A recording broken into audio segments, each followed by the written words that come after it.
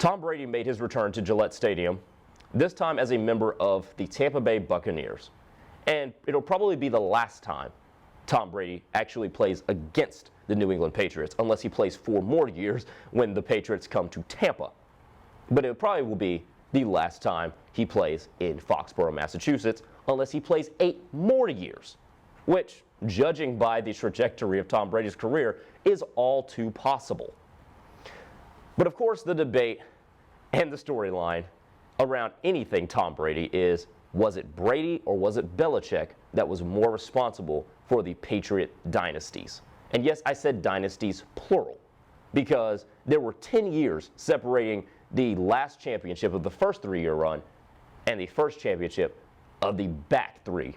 So I like to say dynasties, because 10 years between a championship does not lead to me saying that's a dynasty.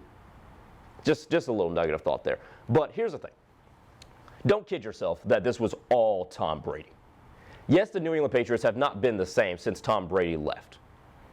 But if last night showed anything, is that Bill Belichick is just as important to that dynasty, if not more, than the quarterback he drafted. Let me explain. Last night proved it. Last night, Tom Brady only managed 19 points and narrowly squeaked out of Foxborough with a 19-17 win over his former team. And we knew Bill Belichick was probably going to empty the kitchen sink to stop Tom Brady. And he did so phenomenally, even with his starting slot corner, Jonathan Jones, being injured for the back half of the game. Here's the thing that I took note of. Bill Belichick's defenses always take away what you do well or do best. And he did that against Tampa Bay. This offense that had been scoring 30 points per game up until last week against the Los Angeles Rams, which the only team that's going to score 30 points against the Los Angeles Rams this year is probably the Arizona Cardinals, who nearly dropped a 40-burger on them. But here's the thing that Bill Belichick did that gets vastly underrated. Number one, he drafted Tom Brady, which, in retrospect, that might not seem like a big deal, except all 32 teams, including Bill Belichick and the Patriots, passed on him 5 times. Tom Brady, we forget, was the 199th pick in that 2000 draft, in which the Patriots selected him in the 6th round. So he obviously saw something there that made Bill Belichick say, this guy might be the heir apparent to Drew Bledsoe, which obviously that era came in sooner rather than later. So first of all, he drafted Tom Brady. Number 2, Bill Belichick was the master at defense, and he did something and does something that not many defensive coordinators do. Most defensive coaches and defensive coordinators scheme their game plan to adjust to the offense. Bill Belichick makes the offense adjust to him. And that is something that nobody does, at least not in a quantifiable way or a visual way. What Bill Belichick has done so much throughout his entire coaching career is identify what you do best and completely eradicate that from any possibility of happening. Now, how much easier does that make playing offense, knowing that your defense is going to take away what the other team's offense does best? Tom Brady never had to really get in a track meet until the Super Bowl where they lost to the Philadelphia Eagles. As a matter of fact, in most of the Patriots Super Bowl wins, the Patriots did not have to score but so much. You go to the early days. Those days were decided by field goals in which the final score was less than 25 for the Patriots. Even as the years progressed and the Patriots beat teams like the Seattle Seahawks, again, how many points did the Patriots score in that Super Bowl? Oh yeah, 24, I believe. That is due in large part to Bill Belichick's preparation of taking the offense's best weapon away from them. What else did Bill Belichick do well? Well, he was a master at finding Brady offensive coordinators. Now, you can say that these guys did not have great success as head coaches, and that much is fair, be it Bill O'Brien, Josh McDaniels, or whomever. However, not everybody's cut out to be a head coach. That's just a fact. But if you can find elite offensive coordinators, that is a testament to the head coach and to the general manager, both of whom in this instance happen to be Bill Belichick. And obviously, we can talk about Bill O'Brien, and then he would go on to have a moment's success with the Houston Texans before going back to the college ranks as the offensive coordinator for Alabama, replacing Steve Sarkisian, who left to be the coach at Texas. But the real testament to Bill Belichick's eye for offensive coordinators is, of course, Josh McDaniels, who was not a great head coach with the Denver Broncos, but has been Tom Brady's right-hand man up until last season. Now, the offense under McDaniels was always great. They found running backs. They found receivers, always. They found tight ends. They found ways to keep Tom Brady a stationary target and a sitting duck as an immobile quarterback and as an aging immobile quarterback upright. They found ways to get the ball out of his hands, reducing the amount of exposure to defensive linemen that he had. All of this has played into Tom Brady being able to play at this high level at the age of 44. So let's recap what we have so far. Bill Belichick, number one, he drafted Tom Brady. Number two, his defensive schematics are second to none and are an innovation of their own. And number three, he found offensive coordinators for Tom Brady. And number four, Bill Belichick was a master at finding players at a bargain.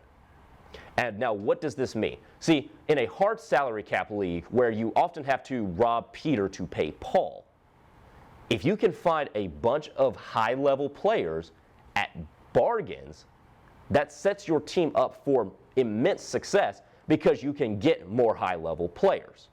Remember, in a hard cap league like the NFL, properly pricing commodities is of the utmost importance. And nobody did it better over the 20-year period that Tom Brady was in New England than Bill Belichick. He found guys like Wes Welker, Randy Moss, Aaron Hernandez, Rob Gronkowski, Deion Branch, Torrey Holt, a number of guys, and that's just on offense. Let's go to defense. Richard Seymour, Rodney Harrison, Asante Samuel, Junior Seau, Willie McGinnis, all of these guys at bargains, and when they became too expensive for the team, he cut them loose and kept winning at that. Brandon Spikes, Jared Mayo, guys like Eric Rowe, who is now with the Dolphins. Kyle Van Noy, once he got too expensive, he went to Detroit. And what happens? He's right back in New England. J.C. Jackson, Stephon Gilmore now. This is the genius of Bill Belichick, the GM. Now, Bill Belichick's one weakness and the one blemish on the resume for Bill Belichick is that in recent years and toward the end of Tom Brady's tenure with the Patriots, his drafting, particularly of wide receivers, was not very good. But up until that point, when it comes to hiring coordinators, when it came to finding players at bargains, and when it came to finding bargains in the middle rounds of the draft, Bill Belichick was second to none. Particularly Aaron Hernandez, who obviously his story ends pretty tragically, but as a football player, this was a first-round talent that Bill Belichick found in the fourth round, which again, not only saves you in terms of draft capital, but saves you money, because a first-round pick is automatically going to sign for a bigger deal than a fourth-round pick. Rob Gronkowski he found in the second round. Wes Welker was undrafted and was kicked to the curb by multiple teams, including the Miami Dolphins, before he landed with the Patriots. Randy Moss and his troubled past led him to being released by the Minnesota Vikings. Everybody knew he was a stud player, but again, he found him at a bargain. He did so with Antonio Brown as well, but Antonio Brown's antics proved to be something that led to his dismissal from New England. Josh Gordon for a moment as well. And all of these things were working. There were some circumstances outside of Bill Belichick's control that led to the last two not working out in New England. But here's the thing, and this is not to diminish the accomplishments of Tom Brady, because I will admit, as a Peyton Manning fan, Tom Brady is the greatest quarterback of all time. When you, of course, factoring in postseason success as well, which kicks him over the top of guys like maybe Peyton Manning or a more talented guy like Aaron Rodgers. But to not diminish Tom Brady, let's also, in the same breath, not diminish Bill Belichick's importance as the anchor and the architect of this entire Patriot run of dominance over the AFC. And now, maybe it could be over. Maybe. Or maybe it might just take a hitch while Mac Jones develops. But as long as Bill Belichick is either the head coach or the GM, and we don't know for how much longer it will be because he is 69 years old, the Patriots will always be a formidable threat with or without Tom Brady because of the uniqueness of how Bill Belichick runs his system. And I'm not talking about the Patriot way.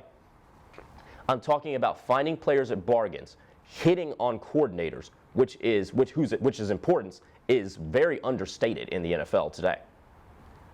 The importance of properly pricing commodities. Those are things that can transcend even the greatest quarterback of all time. And they will be with the Patriots, and they will be with Bill Belichick's successor, which is why don't kid yourself that this is all Tom Brady. Yes, he's the greatest quarterback of all time, but Peyton Manning was also the greatest quarterback of all time at one point, and he only had two.